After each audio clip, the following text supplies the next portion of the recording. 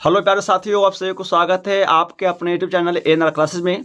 दोस्तों, कल जो होने वाला है एसएसटी का एग्ज़ाम है ना, उसके लिए हम सब यहाँ पर लेकर आए हैं 100 सवाल दोस्तों। ठीक है, उम्मीद है कि ये सवाल कल आएगा। इस 100 सवाल में से हम आपको कम से कम दोस्तों 60% सवाल लड़ने का वादा करते हैं। तो अभी तक आप चैनल पर नए हैं तो सब्सक्राइब कर सकते हैं, और वीडियो अच्छा लगे दोस्तों शेयर कर सकते हैं, और अपने मित्रों को शेयर करिए ताकि कल के एग्ज़ाम में एसएसटी जो दोस्तों होने वाला है वो एग्जाम अच्छा कर पाएंगे। ठीक है, उम्मीद है। तो अभी तक एएनआर क्लासेस को स्वागत नहीं किए तो स्वागत कर लीजिए, और जल्दी जल्दी से सब्सक्राइब करके दोस्तों बेल आइकन प्रेस कर देंगे। ठीक है, और परीक्षा के बाद दोस्तों जो 25 का जो सेक्शन जो है ना, हम जिसको उड़ान बैच का नाम रखे हैं दोस्तों है ना, उस पर भी हम सब 25 के लिए तैयारी करवाएंगे फिर से एक बार और। तो आप सब जुड़िए जल्दी जल्दी से दोस्तों। ठीक है, चलिए हम सब आप एसएसटी को सवाल लेकर आए हैं 100 को। यदि जो आपको 100 सवाल में से दोस्तों जो सवाल आपको आता है पहले से, यदि आपको आंसर याद है तो आप उसको कमेंट करेंगे आंसर में या अपने मन में देंगे, और फिर आंसर को देखेंगे दोस्तों ताकि आप कल अच्छा कर पाए ऑब्जेक्टिव के लिए। तो आइए सब टाइम पास नहीं करते, शुरू करते हैं। सवाल नंबर 1 क्या कहता है? सवाल है दोस्तों कि बाजार का स्वरूप विश्वव्यापी किस क्रांति के बाद हुआ? तो आपको पता है दोस्तों कि जो विश्व बाजार का जो विश्वव्यापी जो हुआ वो हुआ है दोस्तों औद्योगिक क्रांति के बाद। ऑप्शन ए सही हो जाएगा इसका। ठीक, ऑप्शन ए सही हो जाएगा। हम सवाल नंबर 2 की बात करेंगे। सवाल नंबर 2 क्या कहता है? सवाल नंबर 2 है कागज का आविष्कार किस देश में हुआ है? तो आपको पता है दोस्तों कि चीन में हुआ है। 2 का ये सही है। 3 की बात करेंगे, नेपोलियन संहिता किस वर्ष लागू की गई? तो नेपोलियन संहिता जो लागू किया गया है दोस्तों वो लागू किया गया है 1804 ईस्वी में। ऑप्शन डी सही है। ठीक है, हम आगे की बात करेंगे। सवाल नंबर 4 दोस्तों बात करेंगे। सवाल नंबर 4 क्या कहता है? देखिएगा यहाँ से सवाल 4 क्या कहता है जो है ना, सवाल 4 जो है वो आपके सामने यहाँ पे है, देख लीजिए सॉइस है ना। सवाल 4 है कि भारत में सबसे बड़ा लौह अयस्क उत्पादक राज्य कौन सा है? ठीक है, तो भारत में जो दोस्तों जो सबसे बड़ा जो लौह अयस्क उत्पादक राज्य है वह आपका है कौन? वह है दोस्तों कर्नाटक। ऑप्शन ए सही हो जाएगा।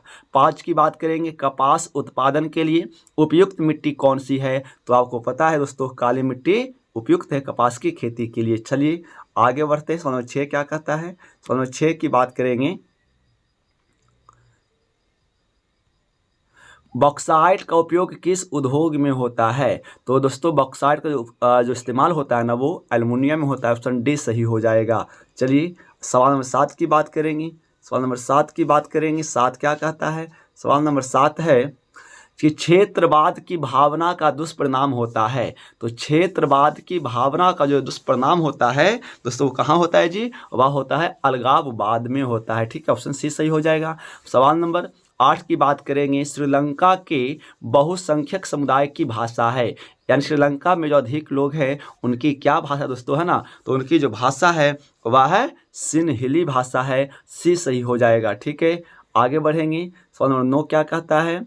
सवाल नंबर 9 है कि एक अर्थव्यवस्था के किस क्षेत्र को सेवा क्षेत्र कहा जाता है? तो आपको बहुत दोस्तों पढ़ाया गया है कि हम सब सेवा क्षेत्र जो कहते हैं दोस्तों वो तृतीय क्षेत्र को कहते हैं। ऑप्शन सी सही हो जाएगा। सवाल नंबर 10 की बात करेंगे, विश्व व्यापार संगठन की स्थापना हुई है। तो विश्व व्यापार संगठन दोस्तों या कहीं कहीं आपको WTO पूछ देगा है ना जी। तो विश्व व्यापार संगठन की जो स्थापना हुई है वो कब हुआ है? 1901 ईस्वी में दोस्तों। ठीक है, 1995 ईस्वी में हुआ है। ठीक, ऑप्शन सी सही हो जाएगा। आगे की ओर बढ़ेंगे। सवाल 11 क्या कहता है? सवाल 11 है कि सबसे पहली भूमिगत रेल कब बनी है? तो सबसे पहली भूमिगत जो दोस्तों जो रेल बनी है वह कब बना है? तो वह बना है 1863 ईस्वी में। ठीक है, याद रखिएगा। सवाल नंबर 12 की बात करेंगे, गिरमिटिया मजदूर किसे कहा जाता है? तो किसको? अनुबंधित मजदूर को दोस्तों से क्या कहते हैं? गिरमिटिया मजदूर कहा जाता था पहले। ठीक है, चलिए आगे बढ़ेंगे। सवाल नंबर 13 क्या कहता है? सवाल नंबर 13 है कि मुद्रण की क्रांति, मुद्रण तकनीक का विकास सर्वप्रथम कहाँ हुआ है? मुद्रण तकनीक का विकास सर्वप्रथम दोस्तों कहाँ हुआ है? तो आपको पता है कि मुद्रण का जो सबसे पहले विकास हुआ है वो चीन में हुआ है। ऑप्शन बी सही हो जाएगा। हम आगे की ओर बढ़ेंगे। सवाल नंबर 14 क्या कहता है? सवाल नंबर 14 है कि अल हिलाल का संपादन ने किया। तो अल हिलाल का संपादन दोस्तों किसने किया है? तो अल हिलाल का संपादन जो किया है मौलाना आज़ाद ने किया है। ऑप्शन ए सही है। 15 की बात करेंगे, इटली के एकीकरण में निम्न में से किसका संबंध नहीं है? तो इटली के एकीकरण दोस्तों जो है वह बिस्मार्क की भूमिका नहीं है, बल्कि बिस्मार्क जर्मनी के एकीकरण में आया था, आपको पता होना चाहिए। तो 16 की बात करेंगे, सन 1870 में फ्रांस और प्रसा के बीच युद्ध कहाँ हुआ था? तो फ्रांस और प्रसा का जो बीच युद्ध हुआ था वो हुआ था कहाँ जी? वो हुआ है आपका सेडौन में हुआ है, याद रखोगे। आगे बढ़ेंगे तो नंबर हम सब 17 की बात करेंगे। 17 क्या कहता है कि बार एंड पीस किसकी रचना है? तो बार एंड पीस दोस्तों किसकी रचना है? तो टॉलस्टॉय की रचना है। ऑप्शन बी सही हो जाएगा 17 का। ठीक है, हम 18 की बात करेंगे। वियतनाम में टोकन फ्री स्कूल की स्थापना कब हुई थी? तो वियतनाम में टोकन फ्री स्कूल की स्थापना हुई थी वो हुआ है 1907 ईस्वी में। 19 की बात करेंगे। रंपा विद्रोह कब हुआ है? तो रंपा विद्रोह दोस्तों 1916 ईस्वी में हुआ है। 19 का ए सही हो जाएगा। आपको यदि मज़ा आ रहा होगा तो चैनल पर दोस्तों नए तो एक बार सब्सक्राइब करिए, लाइक कीजिए, ठीक है, ताकि हम आपको काम आपके लिए कर पाएंगे यहाँ पे। तो नंबर 20 की बात करेंगे। Jamshedji Tata iron and steel company की स्थापना कब की? तो Tata iron and steel company दोस्तों जो स्थापना हुआ है 1907 ईस्वी में। 20 का 20 सही है। ठीक है, सवाल नंबर 21 की बात करेंगे। सवाल नंबर 21 की बात करेंगे दोस्तों। सवाल 21 क्या कहता है हम सबका? सवाल नंबर 21 क्या कहता है? 21 है कि मरुस्थलीय मृदा का विस्तार निम्न में से कहाँ है? तो मरुस्थलीय मृदा का जो विस्तार है ना वो राजस्थान में है, 20 सही है। 22 की बात करेंगे। देश के बांधों को किसने भारत का मंदिर कहा था? तो पंडित नेहरू ने। ऑप्शन डी सही हो जाएगा। सवाल नंबर 23 की बात करेंगे। फटाफट से सवाल दोस्तों देख रहे हैं, ठीक है। इनमें से कौन ऐसा जीव है जो केवल भारत में पाया जाता है? तो वह दोस्तों डॉल्फिन जो है केवल भारत में पाया जाता है, आपको पता है। आगे बढ़ते हैं। सवाल 24 क्या कहता है दोस्तों? 24 में है कि यूरेनियम का प्रमुख उत्पादक स्थल है। तो दोस्तों यूरेनियम जो सबसे ज़्यादा दोस्तों कहाँ होता है? तो वह आपका होता है जादूगोरा में। और यह सभी इलाका जो है डिगबोई है, झरिया है, घटशिला है, जादूगोरा दोस्तों तो सब झारखंड का इलाका है। यदि राज्य पूछेगा कि यूरेनियम का प्रमुख उत्पादक राज्य कौन सा है तो मारोगे आप झारखंड। यदि झारखंड में जगह का नाम दोस्तों पूछेगा तो जादूगोरा जो है सबसे ज़्यादा यहाँ पे यूरेनियम की खान होता है। सवाल नंबर 25 की बात करेंगे। किस फसल को उजला सोना कहा जाता है दोस्तों? ठीक है, तो आपको पता है कि हम सब यहाँ पे कपास को दोस्तों क्या कहते हैं? उजला सोना कहा जाता है। ठीक है, चलिए सवाल नंबर हम 26 की बात करेंगे। संसार के चावल उत्पादक देशों में भारत का स्थान क्या है? तो संसार में चावल उत्पादन के मामले में दोस्तों जो भारत का स्थान है वह कितना है जी? तो दोस्तों वह है दूसरा स्थान है। ऑप्शन बी की बात करेंगे। चलिए 20 सही है 26 का। 27 की बात करेंगे। 27 क्या कहता है? ये सवाल 27 आपका स्क्रीन के सामने दोस्तों है। आपको मज़ा आ रहा है ना तो एक बार जरूर लाइक कीजिए, शेयर कीजिए दोस्तों, ठीक है। और अभी तक आप चैनल को सब्सक्राइब नहीं किया तो कर लीजिए, है ना, ताकि इसी प्रकार से आने वाली वीडियो आपको सबसे पहले मिल पाएगा। 27 की बात करेंगे। भारत में वर्तमान रेल मंडलों की संख्या कितनी है दोस्तों? तो अभी तक हमारे देश में वर्तमान स्थिति में जो रेल मंडलों की संख्या है वह आपका है 16 है। ठीक है जी, चलिए सवाल नंबर 28 की बात करेंगे। 28 क्या कहता है? 28 दोस्तों सवाल नंबर है कि भारत के किन शहरों में मेट्रो रेल सेवा उपलब्ध है? तो आपको पता है कि भारत में दोस्तों जो मेट्रो रेल सेवा जो उपलब्ध है वह है कोलकाता एवं दिल्ली में। एक की ऑप्शन ए सही हो जाएगा। सवाल नंबर 29 की बात करेंगे कि भारत का राष्ट्रीय पक्षी कौन है दोस्तों? तो वो है मयूर। ऑप्शन सी सही हो जाएगा। आगे बढ़िए। सवाल नंबर 30 क्या कहता है? 30 की बात करेंगे। 30 है कि सोपानी कृषि किस राज्य में प्रचलित है? तो आपको पता है दोस्तों कहाँ पे? उत्तराखंड में जो है सोपानी कृषि सबसे ज़्यादा प्रचलित है। 31 की बात करेंगे। रूस की बोल्शेविक क्रांति का नेतृत्व किसने किया? तो रूस की बोल्शेविक क्रांति का नेतृत्व लेनिन ने किया था, है ना। 31 का सी सही हो जाएगा। 32 की बात करेंगे। सूचना के अधिकार संबंधी कानून कब बना दोस्तों? तो 2005 ईस्वी में बना है, याद करोगे। और कहाँ दोस्तों? तो राजस्थान से शुरू हुआ था। चलिए आगे बढ़ते हैं। सवाल नंबर 33 की बात करेंगे। सवाल 33 क्या कहता है कि निम्नलिखित खनिजों में कोडरमा किससे संबंधित है दोस्तों, है ना। तो जो कोडरमा जो है संबंधित है वो किससे है जी? तो वह है आपका है ना अभ्रक संबंधित है। 34 की बात करेंगे। निम्नलिखित में कौन राष्ट्रीय दल नहीं है? तो दोस्तों इनमें से जो है लोक जनशक्ति पार्टी जो है वह आपका राष्ट्रीय दल नहीं है। 34 का सी सही हो जाएगा, है ना। सवाल नंबर 35 की बात करेंगे। सवाल नंबर 35 की बात करेंगे। 35 क्या कहता है कि भारत में किस तरह के लोकतंत्र की व्यवस्था की गई है दोस्तों। तो भारत में दोस्तों जो लोकतंत्र की जो व्यवस्था है वह कैसा है जी, तो वह है आप प्रत्यक्ष है, ठीक है। सवाल नंबर 36 की बात करेंगे। 36 की बात करेंगे।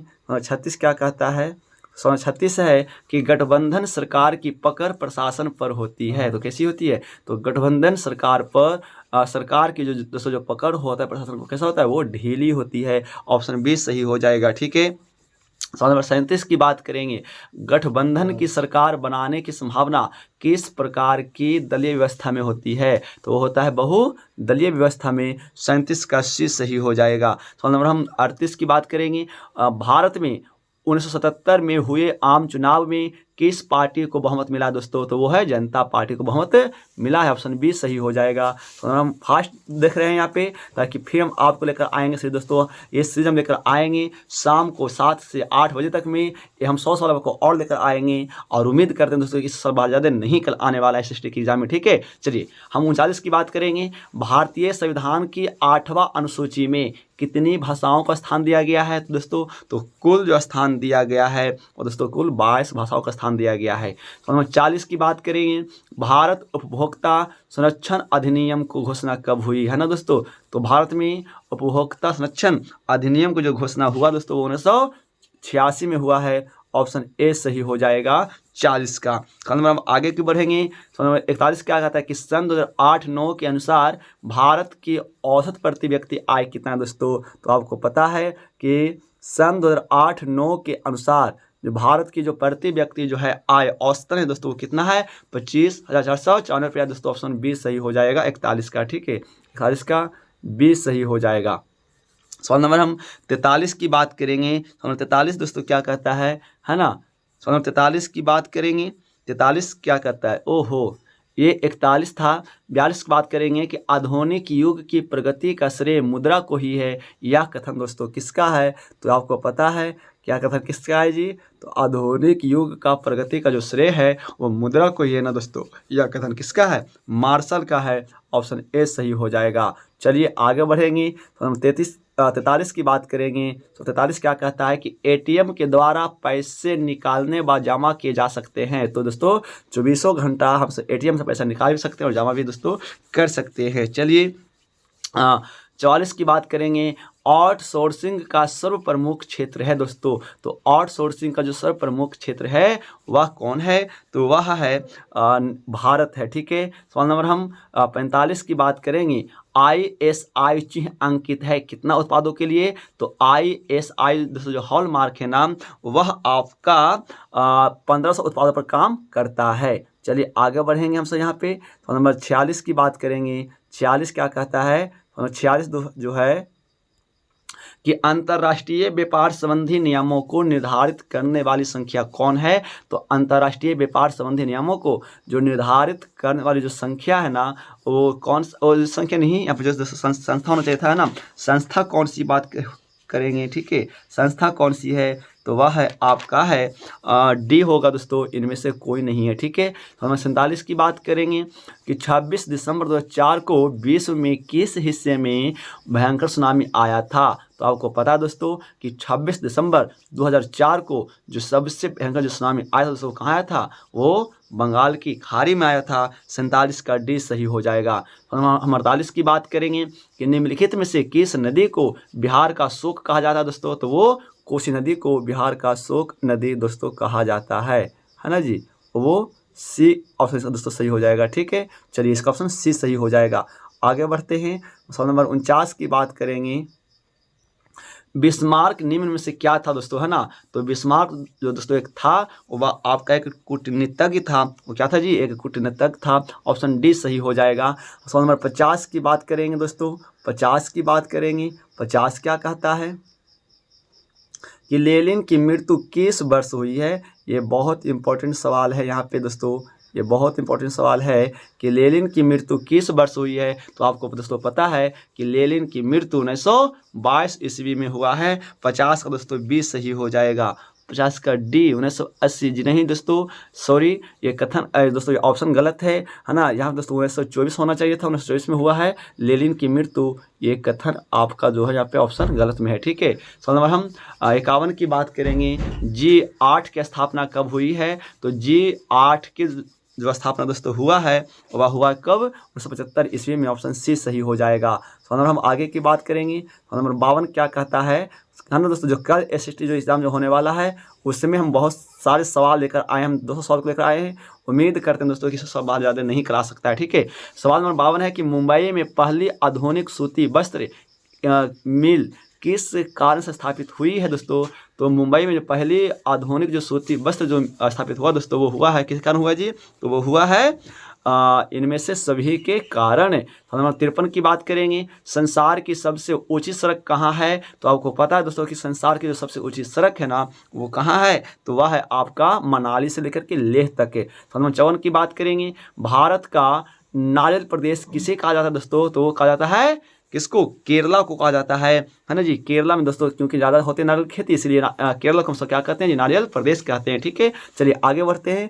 सवाल हम 55 की बात करेंगे। 55 क्या कहता है कि भारत में गणतांत्रिक संविधान को कब अंगीकृत किया गया? तो आपको पता है कि हमारे देश में 26 जनवरी 1950 ईस्वी को संविधान घोषित किया गया है। 55 का सी सही हो जाएगा। सवाल नंबर हम 56 की बात करेंगे। नगर निगम के निर्वाचित प्रधान को कहा जाता है दोस्तों? तो नगर निगम में जो अध्यक्ष जो प्रधान जिनको पारित किया जाता है वह दोस्तों क्या कहलाता है? वह निगम अध्यक्ष कहलाता है। 56 का ए सही हो जाएगा। 56 का दोस्तों है ना, 56 का महापौर होता है ना नगर निगम वाले क्षेत्र में, जिसको भी दोस्तों सब वहाँ पे वो जो जीत कर आता है ना उसे महापौर कहते हैं। ऑप्शन बी सही हो जाएगा, ठीक है।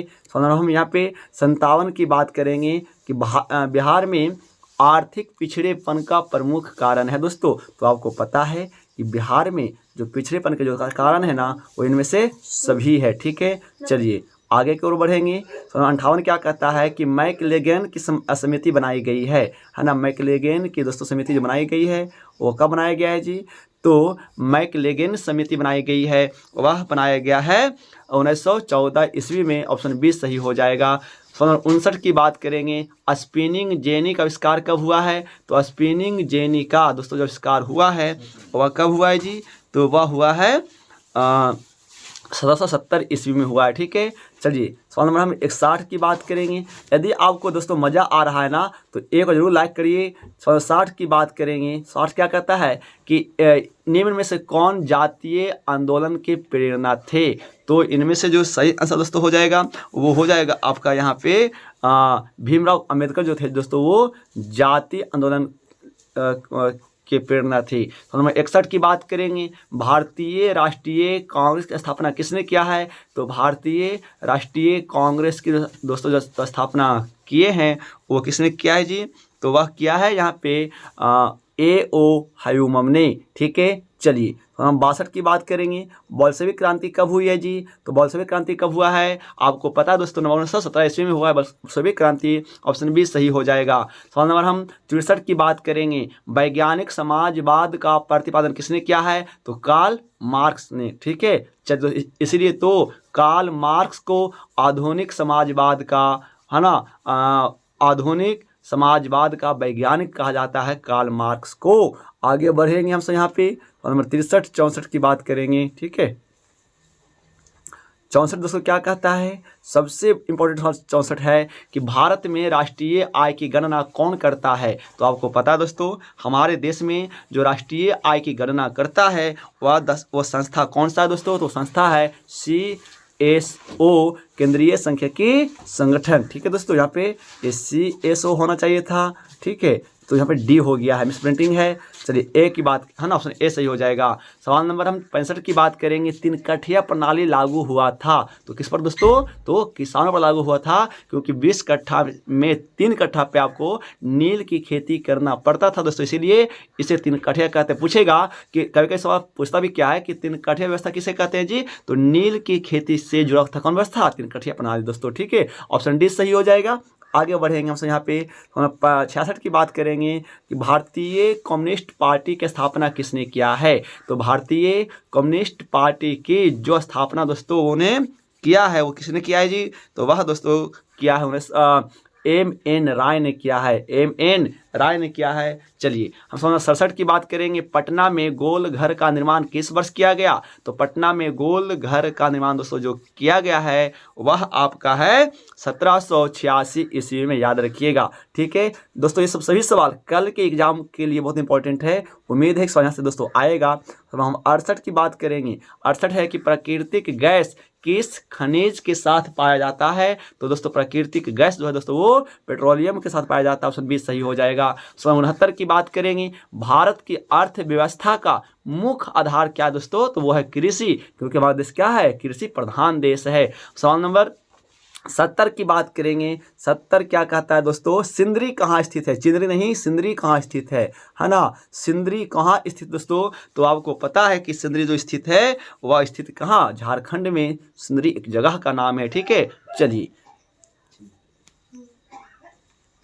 71 की बात करेंगे। भारतीय संविधान द्वारा मान्य राष्ट्रीय भाषाओं की संख्या कितनी है दोस्तों। तो हमारे संविधान में जो भाषाओं को जो मान्यता दिया गया है उसकी कुल संख्या दोस्तों कितना है जी, 20 है ना।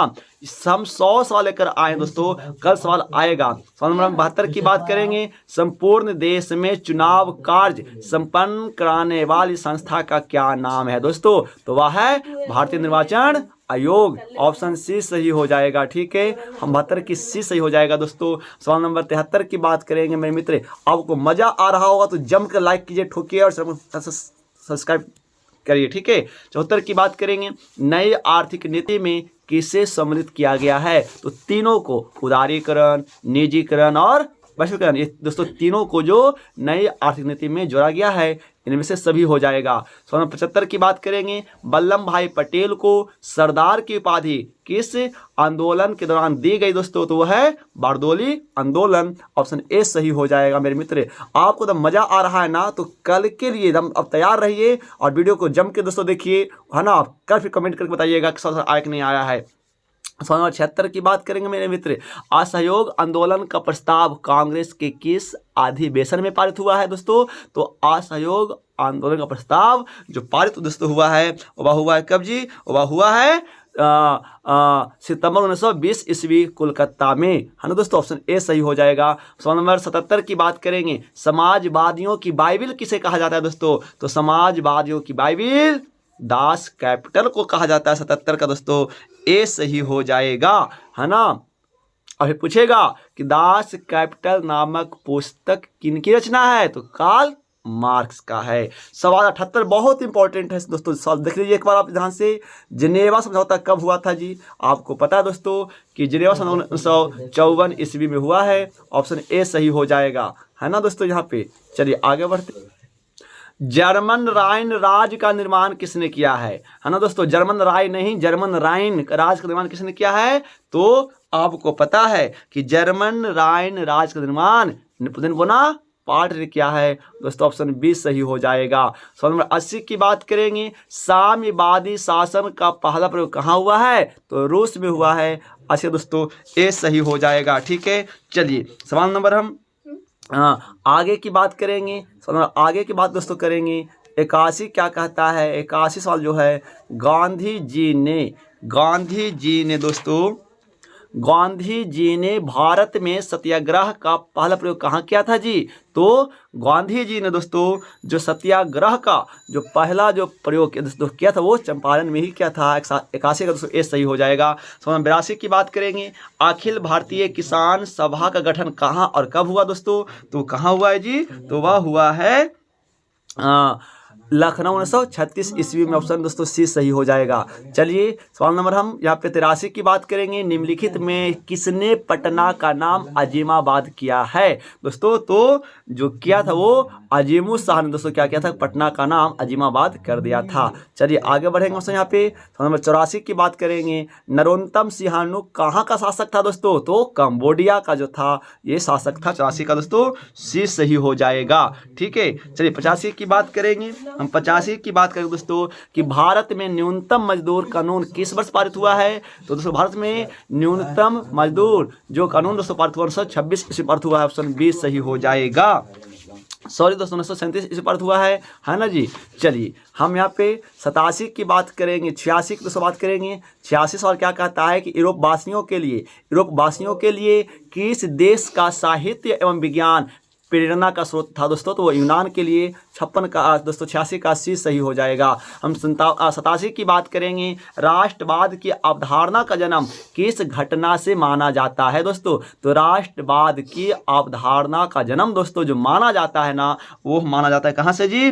माना जाता है ना दोस्तों वो पूर्ण जागरण का से माना जाता है। ऑप्शन ए सही हो जाएगा। तो हम 88 की बात करेंगे। मेटरनिख कौन था दोस्तों? तो मेटरनिख कौन था? तो ऑस्ट्रिया का चांसलर था मेटरनिख। 88 का ए सही हो जाएगा दोस्तों। ठीक है, ये कल के एग्जाम में सवाल दोस्तों आएगा। 100 सवाल दोस्तों हम अभी देंगे और 100 सवाल रात को 7 से दोस्तों 8 बजे के बीच में आ जाएगा। ये मेरा आपसे वादा है। तो नंबर हम 89 की बात करेंगे। महात्मा गांधी को चंपारण आने का नियंत्रण किसने दिया था दोस्तों? तो महात्मा गांधी को चंपारण में आने के लिए जो निमंत्रण दिए थे ना दोस्तों, वो किसने दिया था जी? वो दिया था राजकुमार शुक्ल ने दिया था। ठीक है, 90 की बात करेंगे। लखनऊ समझौता किस वर्ष हुआ है? 1916 ईस्वी में लखनऊ समझौता हुआ है।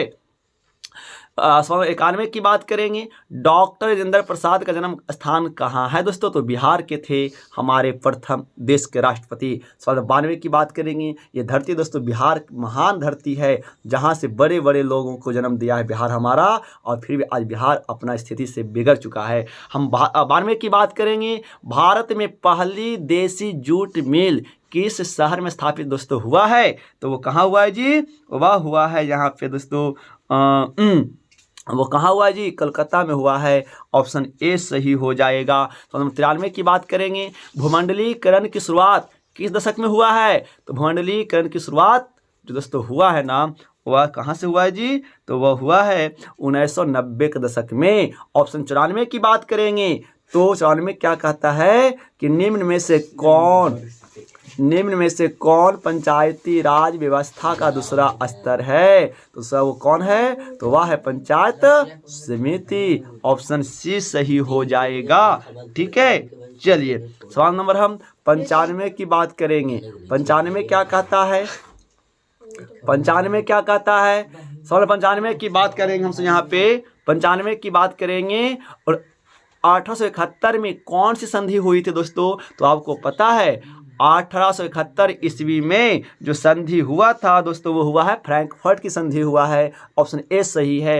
हम 96 की बात करेंगे। बिहार में पंचायती राज संस्थाओं में महिलाओं के लिए कितनी सीटें आरक्षित है दोस्तों? तो कितना जी? 50% महिलाओं के लिए जो सीटें हैं ना वो को आरक्षित मतलब रिजर्व किया गया है दोस्तों। 96 का ए सही हो जाएगा।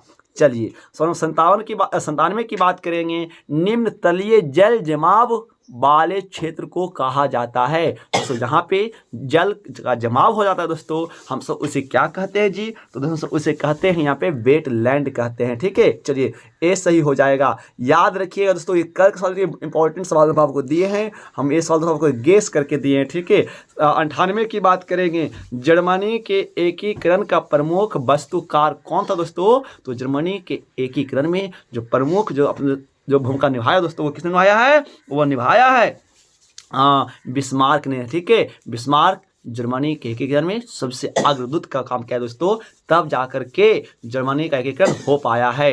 हम 99 की बात करेंगे। तुतीकोरिन पतन किस राज्य में स्थित है? तो तुतीकोरिन दोस्तों तमिलनाडु में स्थित है ना जी? कहाँ स्थित है? तमिलनाडु में। और यह दोस्तों लास्ट सवाल नंबर 100 है कि स्वर्णिम चतुर्भुज योजना महामार्ग इनमें किस शहर को नहीं जोड़ता है? तो स्वर्णिम चतुर्भुज योजना महामार्ग दोस्तों जो जोड़ने का काम नहीं करता है वो किसको? गुवाहाटी को दोस्तों जोड़ने का काम नहीं करता है। तो ये था 100 सवाल जो आप देखे होंगे। उम्मीद है कि बहुत सवाल मजा दोस्तों आया होगा। तो जमकर लाइक कीजिए, शेयर कीजिए और कल के होने वाले एग्जाम में आप इसको याद कर लीजिए एक बार, ताकि गारंटी दोस्तों कहते हैं कि हम 60 से 70% सवाल अभी के वीडियो से मिलेगा आपको। ठीक है दोस्तों, और फिर एग्जाम में करके करके आइए और कमेंट करिए, तब समझ में दोस्तों आएगा। और रात को 7-8 फिर जुड़िए आप सब, तो हम फिर आपके लिए 100 सवाल लेकर आएंगे, ठीक है। तो चलिए मिलते हैं अगले वीडियो में, तब तक नमस्कार, थैंक्स फॉर वाचिंग। जुड़े रहिए एनआर क्लासेस के साथ। जय हिंद, वंदे मातरम और बेस्ट ऑफ लक दोस्तों कल की एग्जाम के लिए। आप सब अच्छे नंबर से पास कीजिए ताकि हम आपको इसी दोस्तों सपोर्ट करते रहेंगे। जय हिंद, वंदे मातरम।